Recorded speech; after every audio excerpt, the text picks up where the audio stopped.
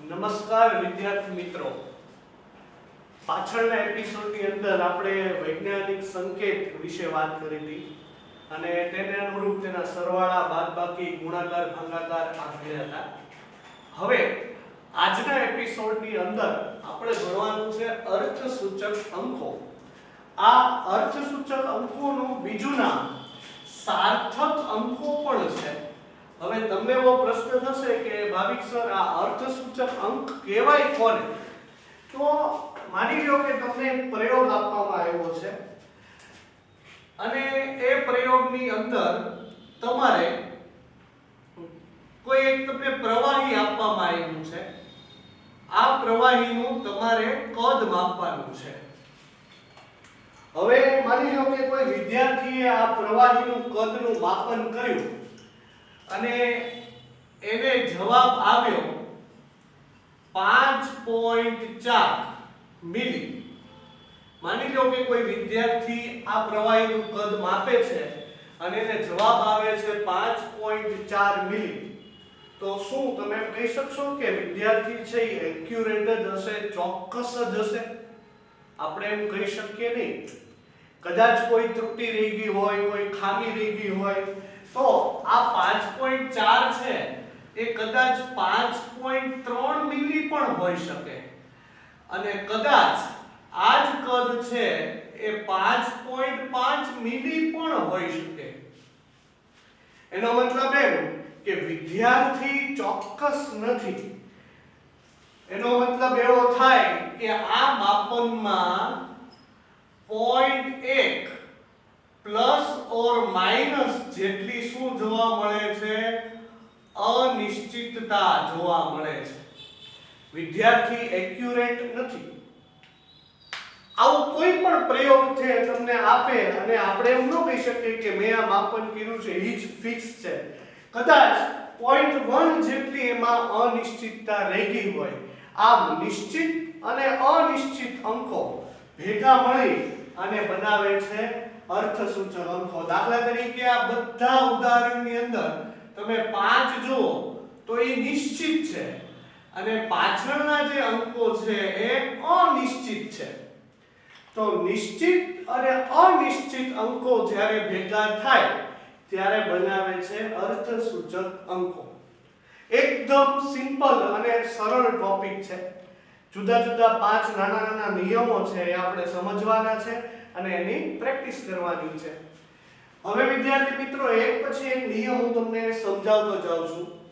સૌથી પહેલો નિયમ એવો છે કે શૂન્ય સિવાયના બધા જ અંકો અર્થસૂચક અંક છે. જો શબ્દ સાંભળજો, શૂન્ય સિવાયના એટલે કે શૂન્ય નહીં, શૂન્ય સિવાયના બધા જ અંક એ અર્થસૂચક છે. દાખલા તરીકે મેં અહીંયા ઉદાહરણ લખ્યું છે 218. 2 શૂન્ય સિવાયનો અંક છે, 1 શૂન્ય સિવાયનો અંક છે અને 8 શૂન્ય સિવાયનો અંક છે. એનો મતલબ કે આમાં અર્થસૂચક અંક કેટલા છે? તો કે આમાં અર્થસૂચક અંકો 3 છે. નિયમ જોવાનો છે. દાખલા તરીકે આમાં શૂન્ય છે તો આ અર્થસૂચક અંક નથી. 2 અર્થસૂચક અંક છે, 5 અર્થસૂચક અંક છે, એટલે આની અંદર અર્થસૂચક અંકો કેટલા છે? 2 છે. આની અંદર જો 3, 1, 4 અને 4 બધા જ શૂન્ય સિવાયના અંકો છે. આમાં કોઈ શૂન્ય નથી, બધા જ શૂન્ય સિવાયના અંકો છે. 1, 2, 3 ને 4 આંકડા એટલે અર્થસૂચક અંક આના 4 થશે.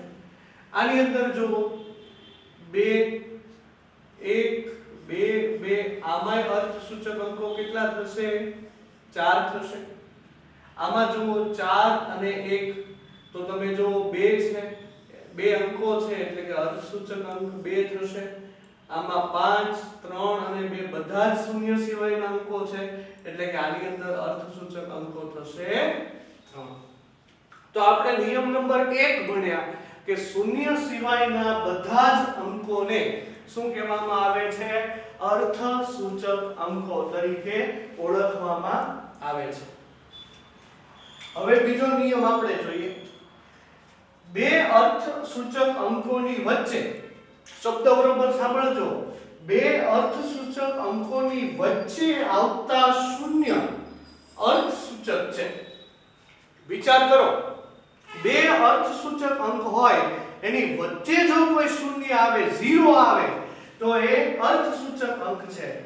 દાખલા તરીકે આપણે ઉદાહરણ જોઈએ. બે અર્થસૂચક અંક છે કેમ કે શૂન્ય સિવાયનો અંક છે. 5 અર્થસૂચક અંક છે, શૂન્ય સિવાયનો અંક છે, અને એની વચ્ચે બે 0 આવે છે. તમે વિચારો, બે અર્થસૂચક અંકોની વચ્ચે આવતા 0 ને કેવા ગણવા? અર્થસૂચક ગણવા. તો અહીંયા અર્થસૂચક અંકો કેટલા થશે વિદ્યાર્થી મિત્રો?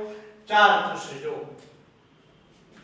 અહીંયા આગળ જો 4 અર્થસૂચક અંક છે, 3 અર્થસૂચક અંક છે, વચ્ચે 0 આવે એને પણ અર્થસૂચક અંક ગણવાનો.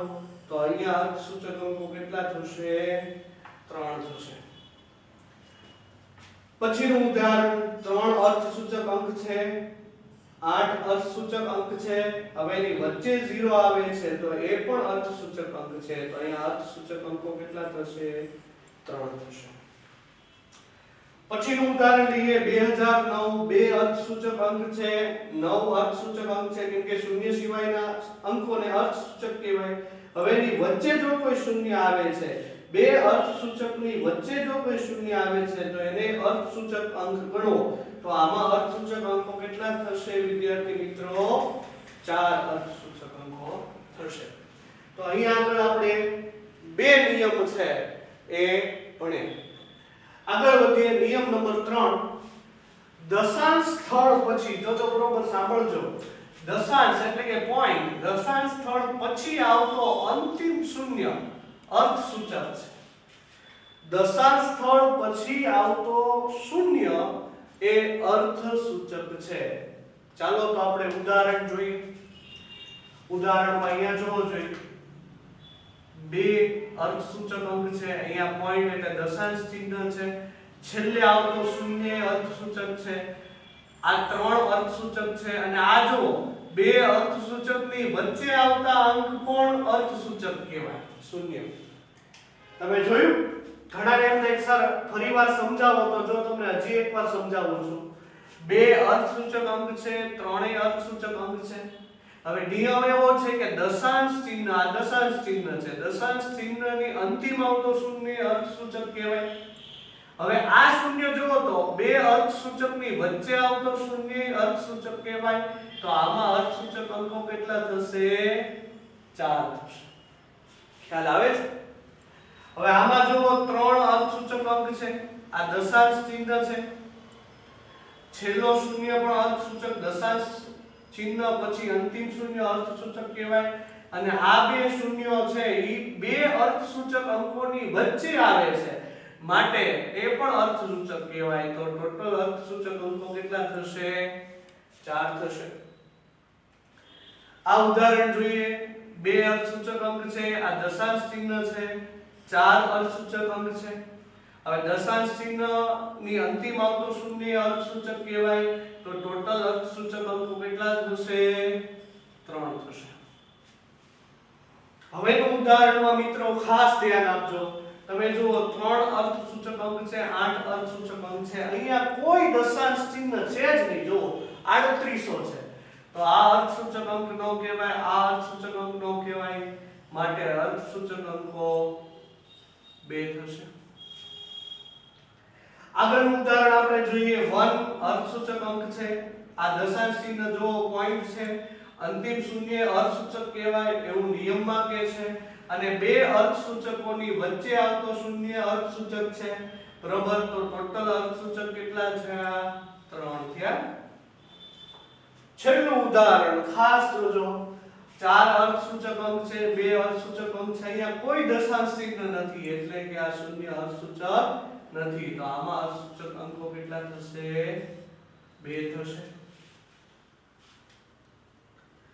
ચોથો નિયમ, શરૂઆતના શૂન્યો અર્થસૂચક હોતા નથી.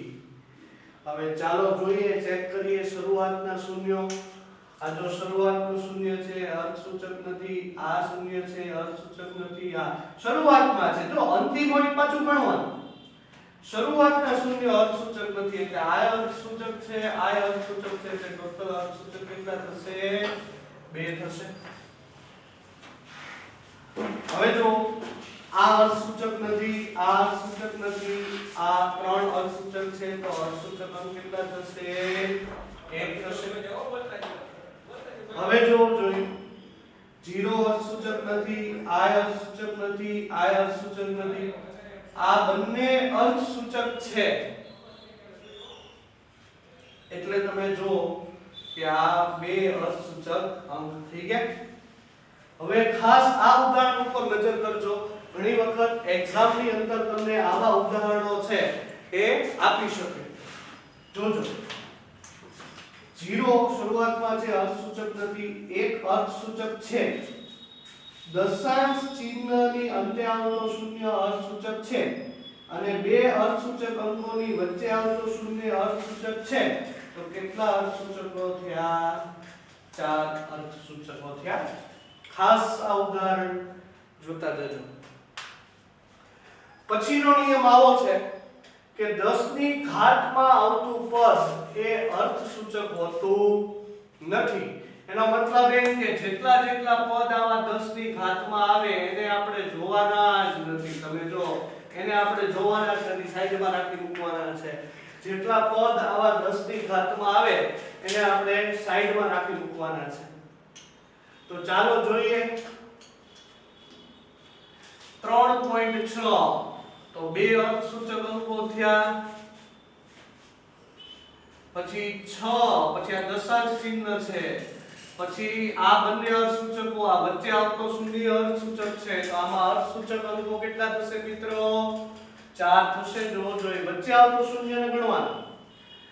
જો બે અર્થસૂચક અંકો હોય તો તે 7.2 તો આમાં અર્થસૂચક અંકો કેટલા થશે? 2 થશે. અને નિયમ નંબર છેલ્લો 5નો નિયમ, સોરી 6થો નિયમ, ચોક્કસ અંકને અનંત અર્થસૂચક હોય. કોઈ ચોક્કસ એક અંક હોય, માની લો તમને કોઈ એકડો આપે કે કોઈ એક બગડો આપે, કોઈ અંક આપી દે, 25 આપે, 30 આપે, કોઈ ચોક્કસ અંક આપી દે. બરોબર સાંભળજો. હવે 2 પેન છે, 4 દડા છે, 3 પેન્સિલ છે, તો આ બધાને અનંત અર્થસૂચક અંક હોય. કેમ કે હવે 2 પેન કોઈ દી છે એ 2.3 ની હોય, 1.5 ની હોય, એ 2 જ હશે અને 2 ની અંદર કેટલાય મૂલ્યો આવી જાય એટલે તમે વિચારો કે એ અનંત અર્થસૂચક અંક કહેવાય. 3 પેન કે 3 પેન્સિલ, હવે તમે વિચારો ક્યારે 3.2 ની હોય, ક્યારે 2.8 ની હોય, 3 જ હશે.